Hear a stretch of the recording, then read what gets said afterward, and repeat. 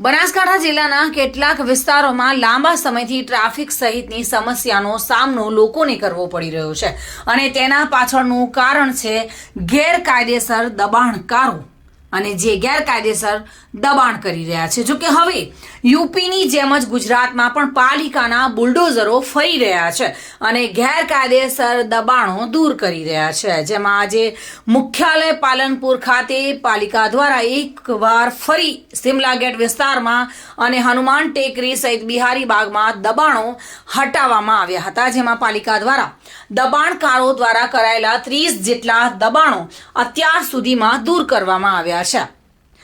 પાલિકાએ railway station વિસ્તાર Shimla gate સહિત હનુમાન ટેકરી વિસ્તારમાં દબાણો દૂર કર્યા હતા અને નગરપાલિકાએ પોલીસને સાથે રાખીને આ ઝુંબેશ હાથ ધરી છે। પાલિકા દ્વારા દબાણો દૂર કરાતા દબાણકારોમાં ફફડાટ જોવા મળ્યો છે।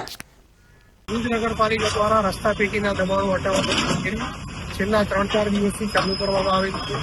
તે અંતર્ગત 3 દિવસ પહેલા રેલવે સ્ટેશન રોડ ઉપરના દબાણો પણ હટાવવામાં આવ્યા હતા। એરોમા સર્કલ ઉપર જે ટ્રાફિકની ભયંકર સમસ્યા થાય છે તેને લઈને માન્ય પ્રાંત સાહેબે એક મિટિંગનું આયોજન કર્યું હતું, જેમાં તમામ વિભાગોના અધિકારીઓને હાજર રાખી આયોજન કરવામાં આવ્યું હતું દબાણ દૂર કરવાનું।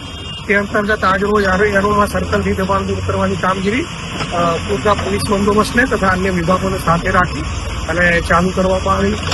તે અંતર્ગત અત્યાર સુધી લગભગ 30 જેટલા દબાણો દૂર કરેલા છે અને આગળ પણ આ પ્રક્રિયા ચાલુ રહેશે।